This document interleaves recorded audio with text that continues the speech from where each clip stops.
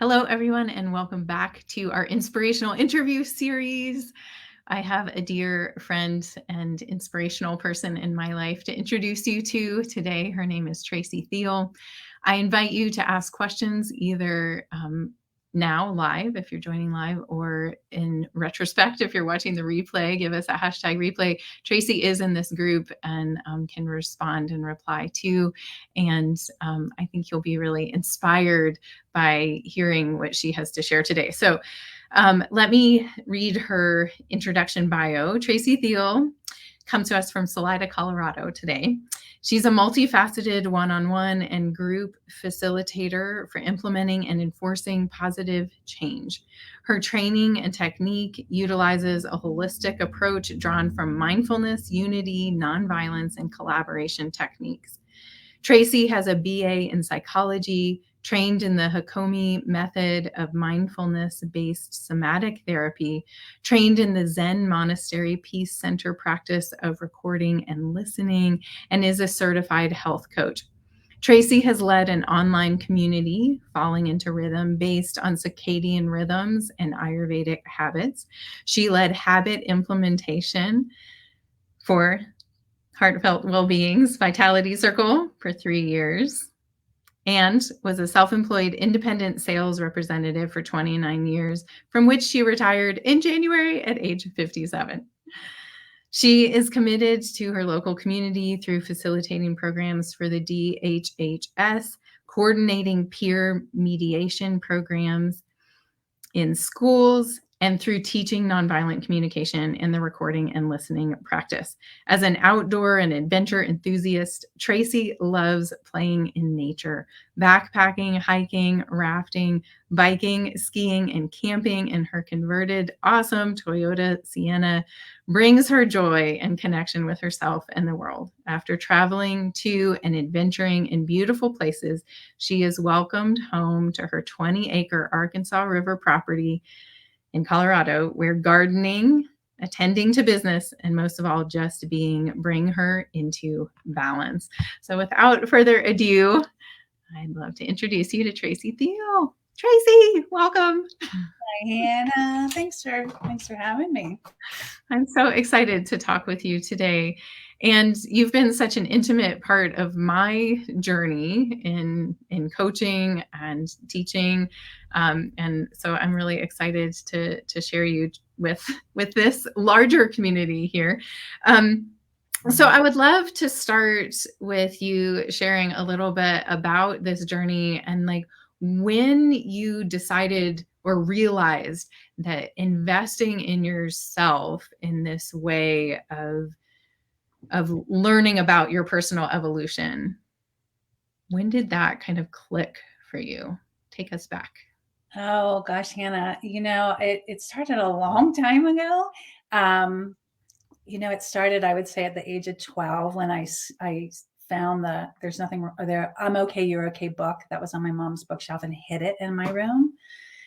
And I was aware of like this negative voices very young at like third grade. So I've always been like there's got to be like more than just like kind of eating, sleeping, just the basics. And I went to a There's Nothing Wrong With You retreat at the Zen Monastery Peace Center, Sherry Huber's practice about 21 years ago. And that was my first touch into realizing that I had lived so much in the outer world and I had really no idea what was going on, like what my own experience was. So that really started the journey. And that journey of looking inwards, I realized that it doesn't necessarily include the body. So I kind of studied Ayurveda on my own and did a lot of just health education, different short courses, and came across Kate Stillman's Body Thrive course in 2017. And I remember listening to a podcast a number of times and like, I really want to do this, but there's every reason to not do it. And the big one for me was the financial commitment. And I remember waking up one morning and thinking, if I don't do this, like, how am I going to feel? And I thought, I'm going to be really bummed. And so I signed up for a year-long course. And one of the things that I was aware of was I was snacking a lot, pretty much in all my transitions. And I knew there was something behind it, but I knew there was no way I was getting to it on my own.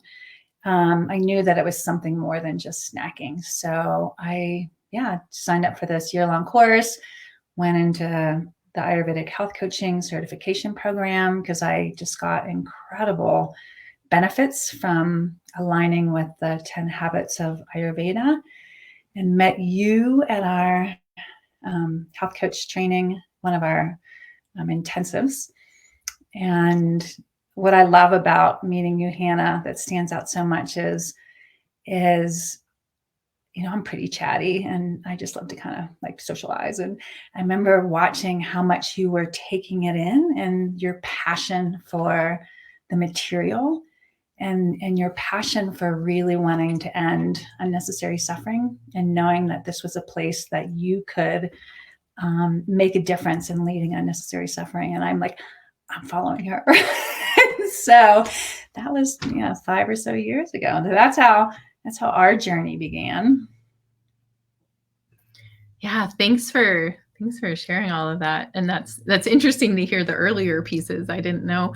And you touched on a couple of things there, just about how when we think about moving like successfully through our lives and having a full life, that it often doesn't include the body, or like if we think about having like an internal a relationship like with our spiritual evolution, say, that there's not it's kind of like these divided worlds, I guess is what I'm getting at, is like we could be like fitness enthusiasts or whatever, or kind of like spiritual, and like how did those things come together? And it sounds like you were asking that from a really really early age, or kind of questioning it, of like, what does it look like for this whole picture to come together?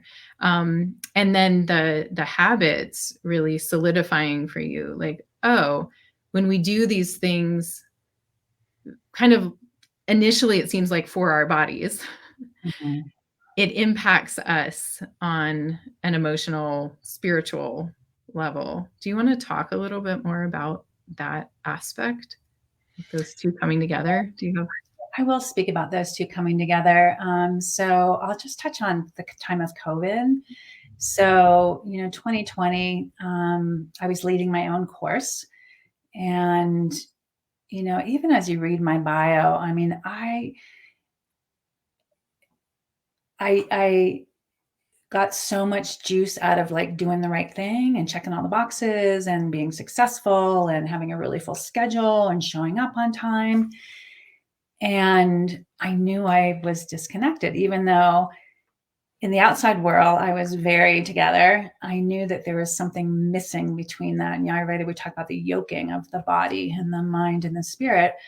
And you started the COVID yoga. So I thought, oh, this is a good invitation.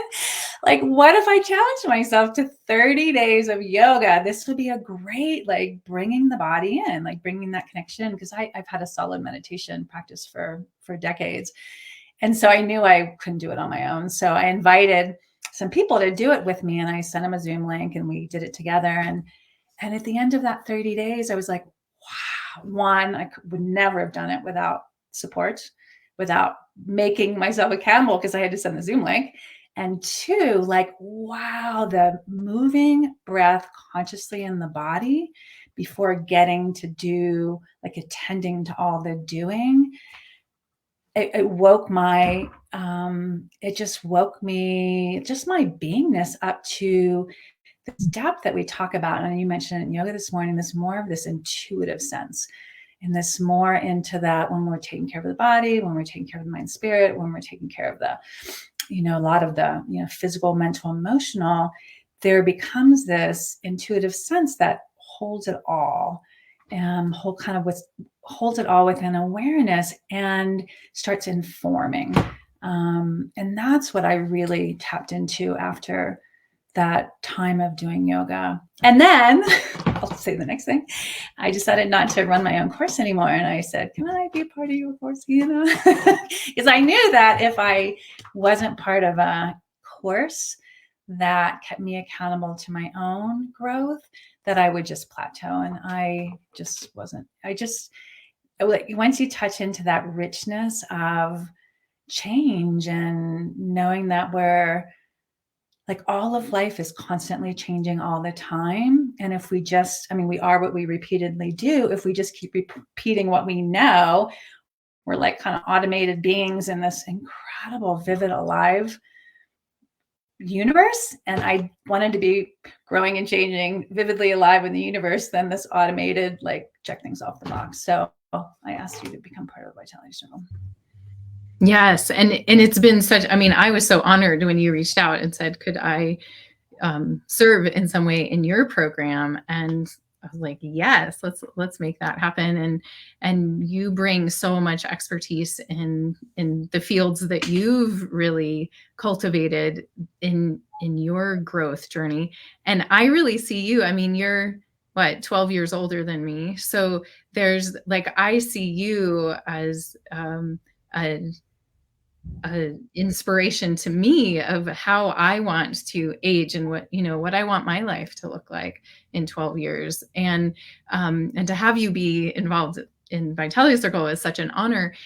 And to see how you engaged that evolutionary growth. I think one of the things in our culture is that we have this expectation, especially of being like an adult, is like that we reach some sort of point where we can just like be like, I'm done growing, or like I've got things figured out and now I can coast. And when we actually arrive to that place of like you said, I want to be like vibrantly alive. I want to explore that there's constantly going to be a growth edge there of like, what's that next thing that like you weren't willing to look at your snacking, right? Like that was a starting place or some step along the journey. I bet there were some before that you were like, yes, that's there. And consciousness isn't going to come in without the invitation, right?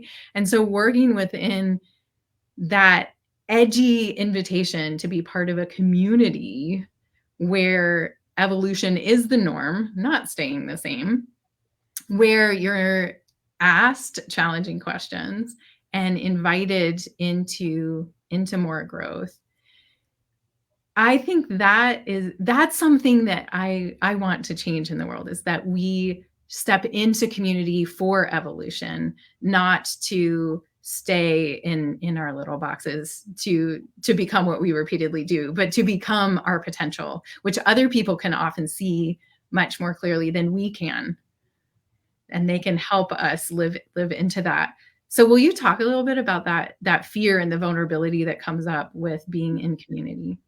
Oh, Hannah, I just, hearing you talk about the evolution and what doesn't get talked about very often. Again, when you read someone's bio and hear all their success, you don't often hear about the dissolution process. Yeah. And this is where I'll probably tear up. After I decided to join you in Vitality Circle, I was in an auto collision, as you know. Yeah. And, had concussion and all kinds of injuries and a compression fracture in my lower vertebrae. And I had fallen asleep at the wheel. And I, thank goodness I didn't lose my life or kill anybody else, but I talk about a wake-up call.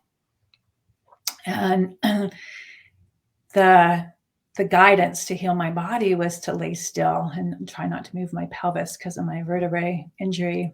And I remember reaching out to you and just saying, I can't do anything. I've got a concussion. And you said to me, just listen. And I had been on continuing with the everyday yoga, and you're like, just listen. And that was just something that it just touched me so deeply.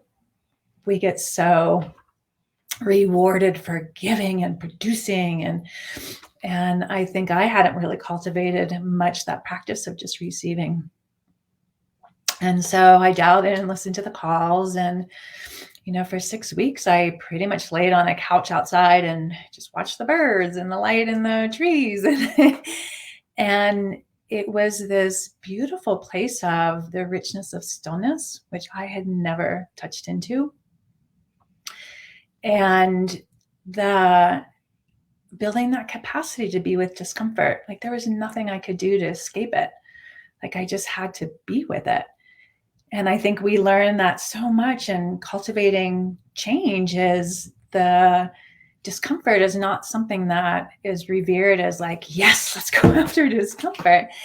And it's so often that withstanding that discomfort of what's really unfamiliar, so often we're able to receive that which is here, but we just aren't available to take it in because we're so busy focusing on. I was facilitating things and working full time. I had timers going off and buzzers and showing up for this and preparing that. And my world was so busy.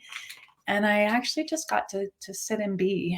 And not only did it dissolve my stories around there would be no one there for me if I was ever hurt and I have to do everything, and I just, just to take in the love and support. And I think that really, as the story goes, it was the beginning of a lot of dissolution for me and ending of relationship. We did get back together, but it was ending a relationship. And then the dissolution of my business, which really suffered after COVID.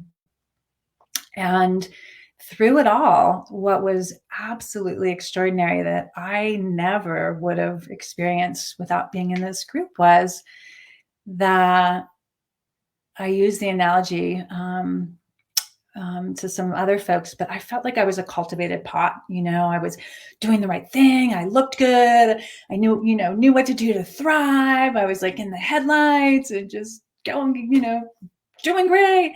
And then underneath it, I was so depleted. And then to get your love, having the opportunity to work with you one-on-one, like everyone in Vitality Circle does, not only are we aligning with, these natural rhythms, being diurnal are all part of the circadian rhythms. So really dialing into that for ease, but you working with us individually, and then having the web of support with our accountability partners and really discovering that, the dissolution's all part of it. And that the growth, can be really tiny, just like that little seed, and we don't know where it's going to go and we don't know what's going to happen. And just the richness, over the last 3 years through the dissolution, I've used that word going from being a cultivated pot to a wildflower of like, wow, I'm really being supported as this like unique life force. And just you bringing that awareness, like it's all part of the journey. Like there's thrive, there's dissolution, there's throwing out seeds, there's watering and nurturing and see what's going to grow. And so just that capacity to bring just so much compassion and love to the unknown and trust the process, that organicity process has been just, the best part of the last 3 years. So that's what we don't talk about in our culture of like, yeah, everything's going to fall apart. And if it had fallen apart and I didn't have the support, I don't actually know where I would be. And I think my favorite part is that when we're constantly experimenting with trying new things. And so for years, I had this experimental attitude. Well, let's try this, let's try this, let's try this. And so to have that, sense of curiosity, bringing that into the challenging time, things opened up that I never, ever, ever could have imagined because there was that openness to receive things that were coming to me and getting curious about it and leading to this conversation and leading to that phone call and leading to exploring this. And so, that's, I think, just being part of a community that can hold that place of like supporting you in that vulnerable place of unknowing. And excuse me. Sorry, my alarm went off downstairs. I don't know if I can, okay, hold on. but just that can bring that compassion and love to those places where it's sometimes hard to find in ourselves. I know for me, the tendency is to want to fix things that are not going well. Like I just need to jump out there and fix them. And really, within this group, softening into those times and have those times be really about receptivity. And you talk about that in yoga. It's one thing to hear the words of it, but to practice it is a whole different thing. And that's what's so fun. Like I've had an accountability partner since 2017, and now there's 3 of us that talk every week. But to just share, like, wow, this is what I experienced this week, and celebrating, and this is what I'm noticing, and this is where my edge is, and it's there's just nothing like it. If you want to be like, yeah, like I said, this a live organism that's going in all kinds of directions that are. Yeah, I think about too, like that that living your best life. Like when we hear that, we're like living good, you're living your best life. But I feel like I can say to you, and knowing all that has come before, pretty intimately in the past few years, especially, like that best life involves all the seasons, right? Like there's the fertile growth season and the harvest season and the dormant season and the like planting of the seeds, like you just mentioned, bringing it into that seasonal context, like that is Ayurveda.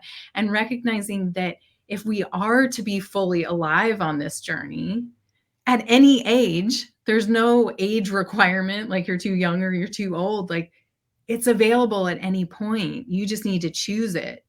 That is what allows you to live your best life. If you're trying to stay in the growth cycle, the blooming and beautiful flower cycle, and denying the harvest, the rest time and the seed planting, that's when things get really out of balance. And I know there's many people that are listening that heard you say, I was just so depleted underneath it all, underneath the vision of the best life. There was so much depletion. I think as women, especially, like, yes, we're not alone in that. And yet we feel alone. We're scared to admit it. And I think that's another piece of that community, is like, if you're experiencing it, somebody else either is experiencing it right now or has experienced it in the past or is going to experience it in the future. And you can all connect to each other in this web of support that helps us know we're not alone. You're not the only woman in this world who's not actually superwoman. Like, we're all superwomen. And there's this reality of like, we might be depleted underneath it all. And how do we create the support? Part of that is through our daily habits. Part of that is through connection with other people. That it's so incredibly powerful and so different from how our mainstream culture tends to educate us on what is important. We're way more likely, like you were saying, it was really scary for you to invest financially. We're way more trained to invest in buying things or saving for the future, or, all of those things can bring joy on some level. And what does it look like to really invest in yourself? Whoa, it can be really, really, really pivotal. There's so much I wanted to get to, and our time is flying by. Did you want to respond to anything I just said before I ask you? No, Hannah, I could respond in so many ways, but it's. I think what's so fascinating is how, and I believe, I'm going to throw it out there that we're all the same way because there's more neuronal activity around negativity. But I'm just fascinated that when we go to do things that actually make us feel good and take care of ourselves, that's when we get talked out of it. That's when the negativity comes in. And I can speak more to that, but I'll let you ask your question and then we'll see if we can tie it all together. Yeah, well, so yeah, I wanted to ask you about like one of the things that I witnessed in you is this ability to bridge both being a leader, teacher, facilitator, and being a student, Mhm. and a learner. And that you like that was the role you were in Vitality Circle. Um, and you've definitely been in that role with me personally too. Like sometimes you're a guide for me and sometimes I'm guiding you. And that is a very beautiful ebb and flow and a bridge. And I would love for you to talk about that and maybe tie in the negativity bias too. Yeah. I think the thing that for all of us is we only have our perspective, which is pretty limited. And that, even when you and I talk, I can bring a perspective in, what's going on with you, and you can bring us perspective in. And I will say, like, when we talk about what's going on for me health wise, I'm always like, really? I'll try what you'll be like, oh my gosh, like, how did she know that? I never, ever would come up with that on my own. It's like, but that's like where we need each other. And so one, it helps you expand a perspective. And then the other thing is it's for tying in the negativity bias. It's just so fascinating how whenever we set out to do anything, the resistance comes up. It's just normal. So if we feel resistance, we're going in the right place. So I'll talk about myself as a student right now. One of my intentions this summer was to swim once a week. And I've noticed, like, I'm not swimming. Why am I not swimming? I don't know. So when I checked it with my accountability partners, I'm like, I'm not doing it. And I actually don't know why. So in accountability, it's nice to have a real clear structure, and it's celebrating and what are we learning? They're not there to give you advice, opinions, or nothing. What are we celebrating? What are you learning? And so I got to be like, oh my God, what I'm learning is I hear this voice inside of me going, it's going to be too cold. I don't want to take another shower. Like, oh, it's going to be a hassle. And when if I hadn't had that intention, I wouldn't be paying attention to it. I'd be like, oh, I'm believing that. Let's check it out. Is it true? Let's go to the pool. We're going to do one length. Is it too cold? Is it a bummer taking a shower? And is it a hassle? Do one lap. Felt great. So there's that. We just broke that resistance. So next time, okay, we're going to do 10 laps. Check in.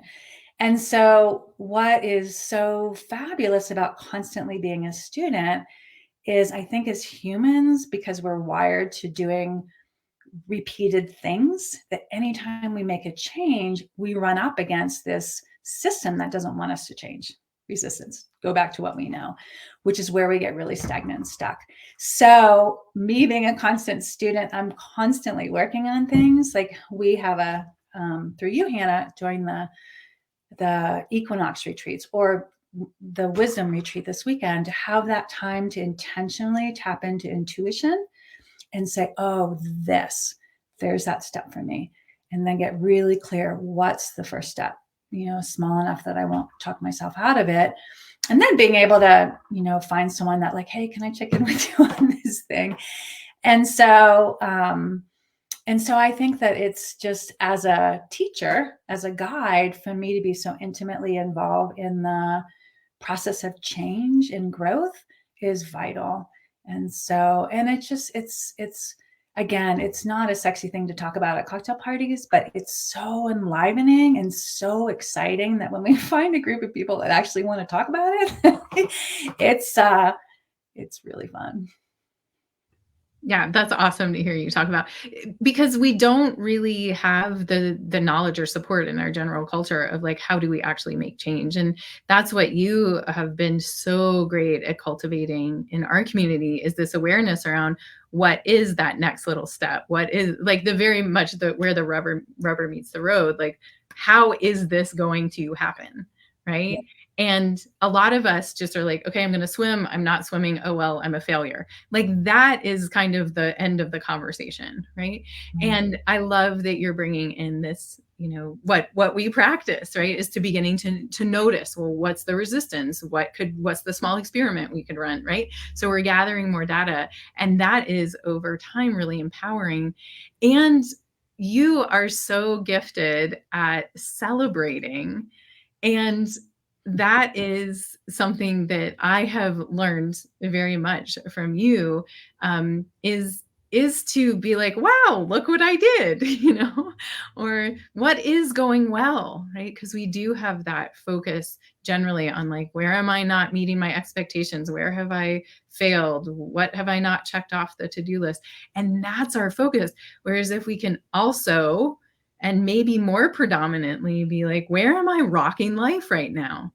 And not have it be like, oh, I'm being so egotistical, or I'm being so, self-absorbed, but to really just be like, wow, what an incredible, I mean, it comes back to gratitude. And we know that gratitude is a great benefit to our health and our perspective and our relationships. I mean, everything. And so if we can be in that space some of the time, at least, it's so, so powerful. So in closing, what are some steps that you would give to others to get started on their evolutionary path?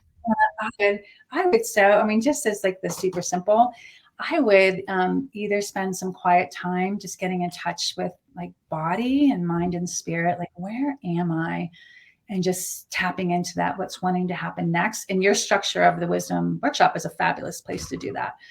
So give yourself that time and notice what arises, and then see what one step will be. And encouragement is also to make it small enough that you won't talk yourself out of it, so you can run that first experiment. So it's not like I'm going to swim a mile. It's like swim 10 legs. And then I think articulating it, you mentioned using your voice in yoga this morning, of make it out loud to someone. And I encourage people when I work with them to not use someone in the household, because you don't want to like make this a contest. You want someone to be like, hey, I want to tell you about this thing and I'm working on. Can I check in with you and celebrate, or tell you what I'm learning? That's it. They're not going to be like, did you do it? What's wrong with you? You didn't do it. And so I talk about, like, we all have a grumpy neighbor inside that's, always telling us what we didn't do, negative, negative, negative, negative, negative. And so we don't need any other grumpy neighbor outside. Like, we have our own grumpy neighbor. And so find someone that is going to be that encouragement and supportive voice.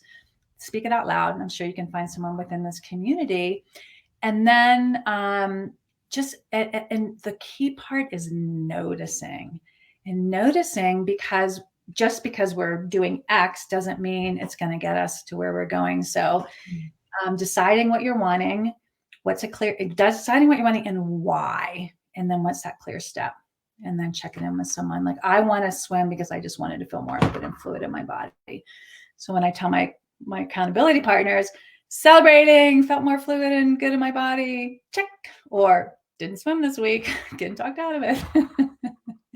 And so, and have fun with it. I mean, be playful, have fun. It's just an experiment. It's just be in joy and wonder and curiosity. And if you need inspiration, watch wildflowers and trees and the ever-changing nature of everything, and droughts, rains, and we welcome it all. Yeah, I love that invitation to not take ourselves too seriously, really, is like, yeah, run experiments, be silly. Like, I'm going to try this thing. And it might help you expand into a new way of being. It will definitely help you learn something. And that is where we are most vibrant and alive, is when we're learning, when we're growing, when we're connecting. Yes. So powerful. Yeah, Anne just wrote in the chat, after participating in the Vitality Circle, I am now a believer that investing in myself has the most long-lasting rewards and effects. So true. So true. I would agree with that too, Hannah. And I'll tell you, I know we're at time, but I'll tell you the one thing that is so huge for me is I'm noticing I don't need much. And when I was so depleted and working so hard and doing all the right things, I felt like I needed more. But just the simple things in life are become so gratifying. So I've saved money that way. Of just the joy and the simplicity of just being and enjoying connection and nature and friendship. And that's just it's so much more worth, like me buying a new car. Yeah. Yeah. And simple, nourishing food. Yeah. I was talking with a current Vitality Circle member last week about now that she's started eating higher quality food, she's buying less Yeah. quantity.